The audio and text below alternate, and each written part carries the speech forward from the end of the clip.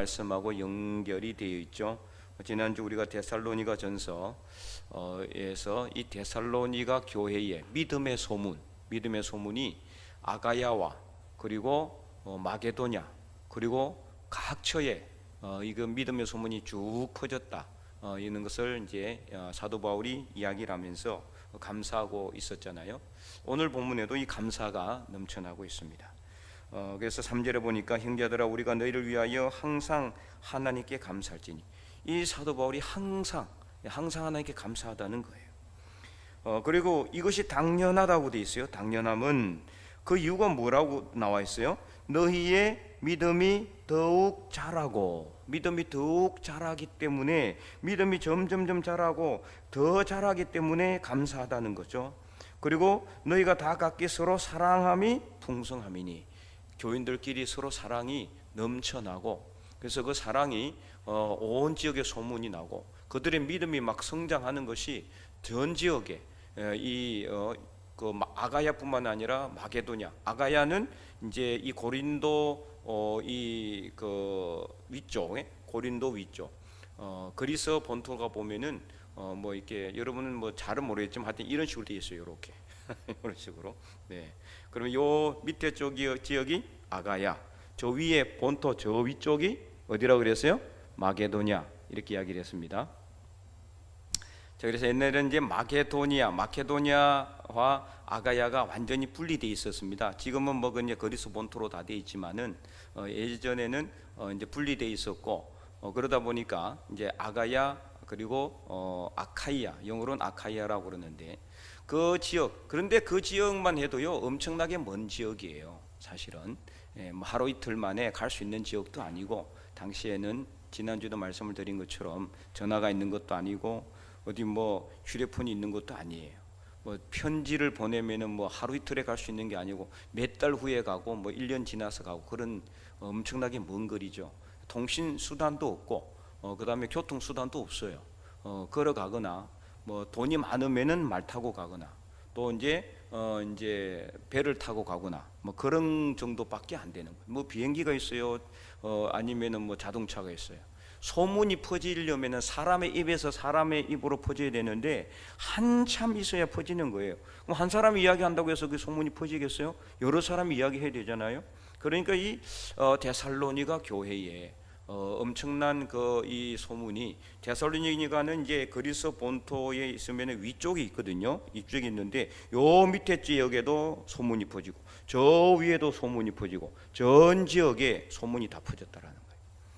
그래서 이렇게 데살로니가 교회의 믿음의 소문이 퍼졌고, 오늘은 이제 믿음이 성장하고 있는 것까지 또 사도 바울은 언급하고 있습니다.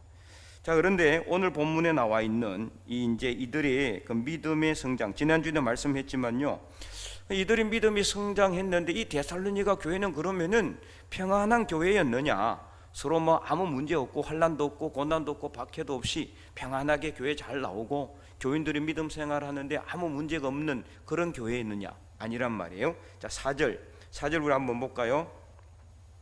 4절 말씀 우리 한번 읽어보도록 하겠습니다. 그러므로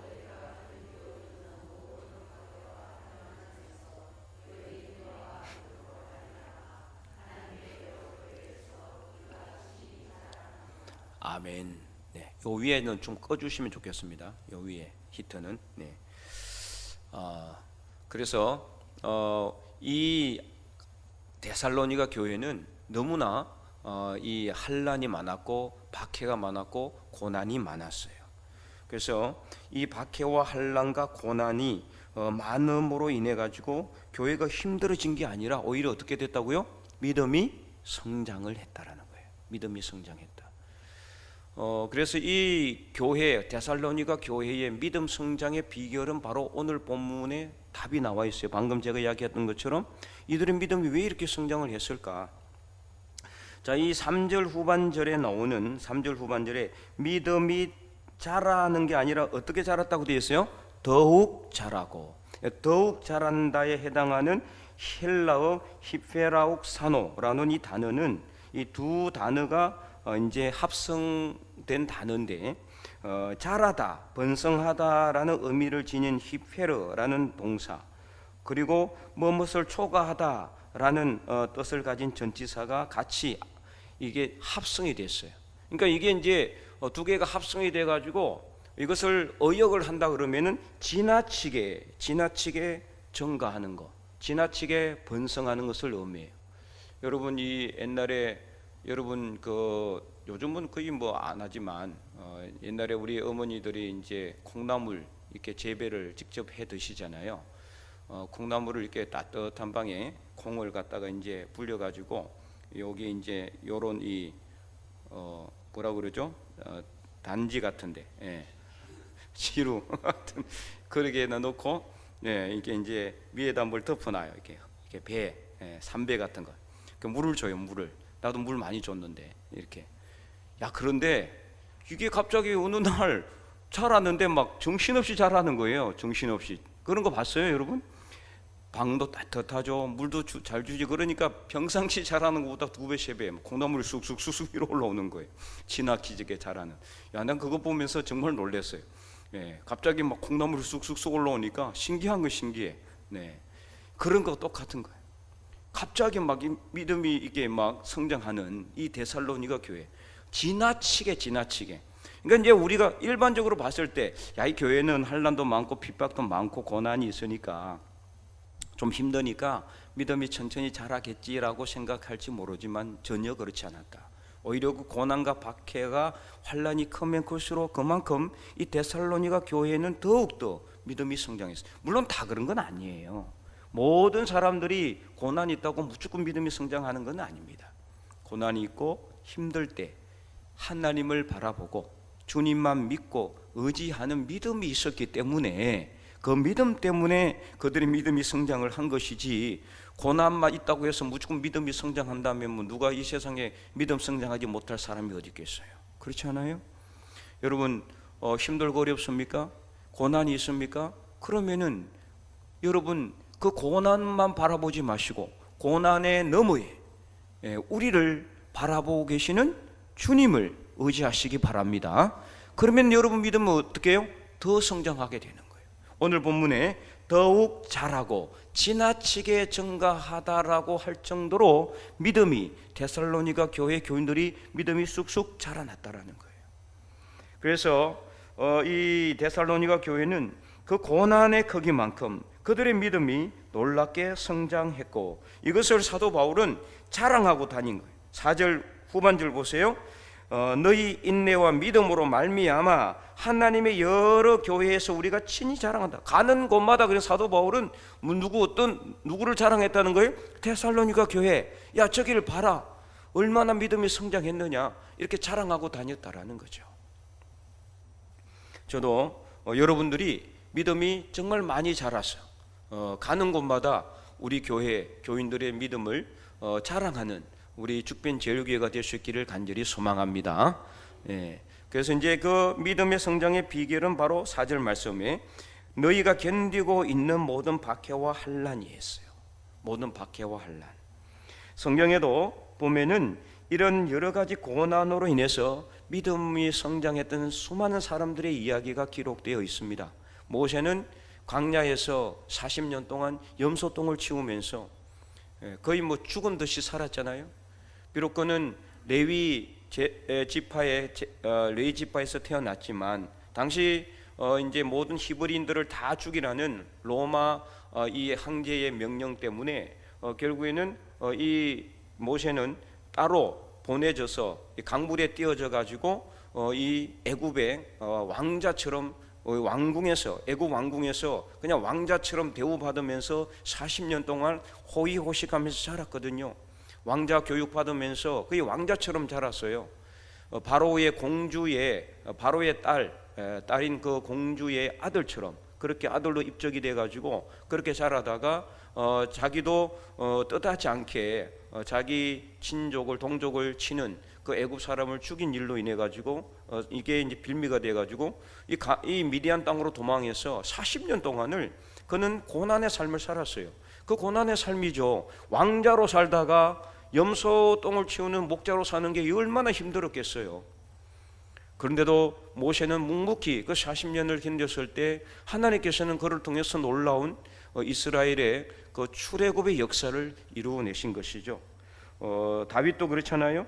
사울에게 쫓기면서 얼마나 많은 고난의 삶을 살았습니까? 정말 고생의 떡과 환난의 물 이것을 마신다라고 그가 이렇게 이야기할 정도로, 또 자기 친구 요나단에게는 나와 죽음 사이에는 한 걸음밖에 없다라고 그렇게 고백할 정도로 그는 정말 고난의 삶을 살았어요. 그래서 그는 시편 23편에 이 사망의 엄침한 골짜기라고 그랬어요. 사망의 엄침한 골짜기. 자기가 직접 경험했거든요. 내가 사망의 엄침한 골짜기를 다닐지라도 다니고 있었다라는 거죠. 그렇게 고난을 받았지만 그가 끝까지 포기하지 않고 붙잡은 것이 바로 뭐냐? 하나님이 있어요. 하나님.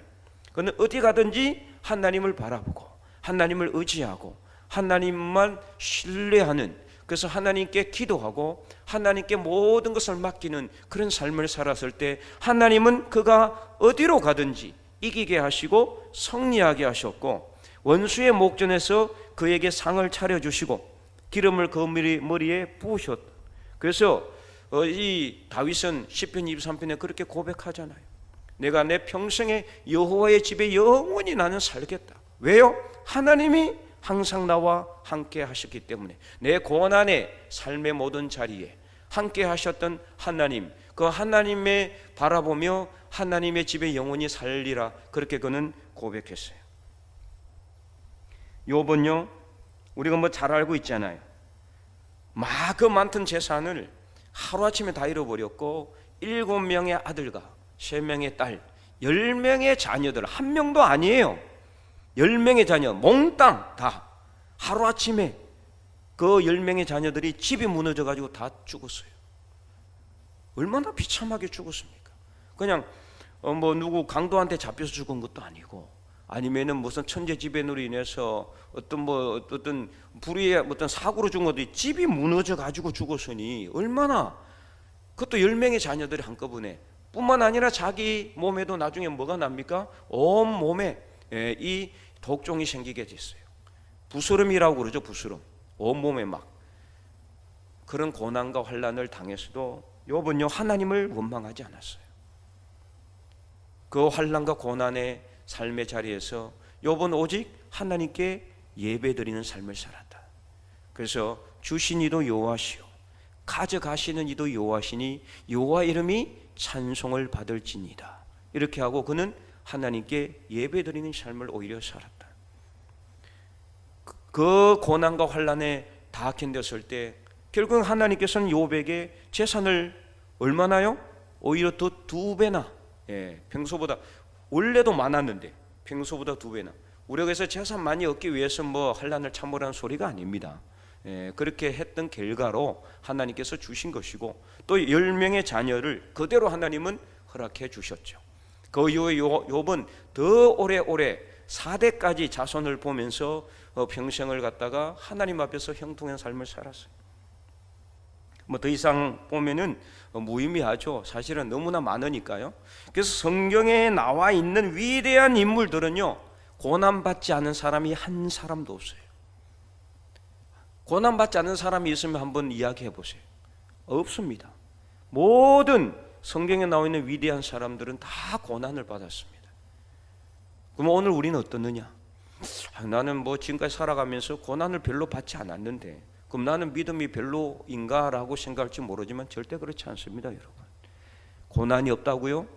그거는 여러분들이 고난을 고난이라고 여기지 않을 만큼 하나님께서 여러분과 함께 하셨고 여러분과 동행하셨기 때문에 고난이라 여기지 않았을 뿐이지, 우리는 인생의 고난의 바다에 살고 있는 거예요. 지금 우리가 걸어가는 길이 십자가의 좁은 길이에요. 모든 삶이 고난입니다. 잘 살펴보면은요, 환난이요 고난이요 고통의 삶을 우리는 살아가고 있어요. 우리는 예수님을 믿고 하나님을 믿음으로 말미암아 좀 힘들고 어려워도 잘 견디고 극복하고 믿음으로 그것을 잘 이겼을 뿐이지, 사실은 고난의 삶이었다. 그 고난이 있었기 때문에 오늘 여러분이 이 자리까지 온 줄로 믿으시기 바랍니다. 그래서 오늘 우리는 앞으로 혹시라도 우리 삶 속에 고난이 찾아온다면은 여러분 오히려 기뻐하고 감사하시기 바랍니다. 왜 그렇습니까? 그 고난을 통해서 우리의 믿음이 더 성장할 것이기 때문에. 그래서 오늘 데살로니가 교회처럼 믿음이 더욱 자라서 하나님께 칭찬받는 그런 삶을 살아갈 수 있기를 간절히 소망합니다. 2025년도 이제 얼마 남지 않았습니다. 약 이제 한 보름 후면은 이제 2025년이 마감이 될 것이고 또 2026년이 해가 또 오르게 될 것입니다. 우리가 지금까지 살아온 삶의 모든 여정을 살펴보면은 고난의 삶의 연속이었잖아요. 고난이 없던 적이 한 번도 없을 정도로 정말 많은 고난이 있었고 위기가 있었고 어려움이 있었습니다. 그러나 그때마다 우리가 알고 하나님께 이 기도해서 하나님께서 도와주신 것도 있지만 하나님께서 우리가 알지 못할 때 우리에게 찾아온 고난을 하나님께서 막아주신 게 더 많다는 것을 여러분 아셔야 돼요. 내 눈앞에 있는 고난, 내 눈앞에 있는 바람, 내 눈앞에 있는 이 거센 물결에 우리가 하나님께 기도해서 하나님께서 도와주신 것도 있지만, 그러나 우리 눈에 보이지 않는, 우리가 알지 못했던, 우리가 인식하지 못했던, 우리에게 찾아왔던 수많은 고난의 순간들이, 세월들이 있었단 말이에요. 하나님께서 막아주시지 않고 하나님께서 우리를 그 고난을 이길 수 있도록 힘을 주시지 않았다면 오늘 우리가 이 자리에 과연 있을 수 있겠습니까? 하루에도 얼마나 많은 사건과 사고들이 우리 주변에서 일어납니까? 그 모든 것들을 하나님께서 앞서가셔서, 우리 모르게 앞서가셔서 우리가 가는 길을 평탄하게 해주셨고 형통하게 이끌어 주셨기 때문에 오늘 우리가 이 자리까지 왔음을 믿고 감사함으로 앞으로도 혹시라도 여러분의 삶 속에 작은 고난이나 큰 고난이나 또 우리가 감당하기 힘들 것 같은 고난이 찾아온다 할지라도 여러분 전혀 걱정하지 마시기 바랍니다. 하나님은 우리가 감당하지 못할 시험 당함을 허락하지 않습니다.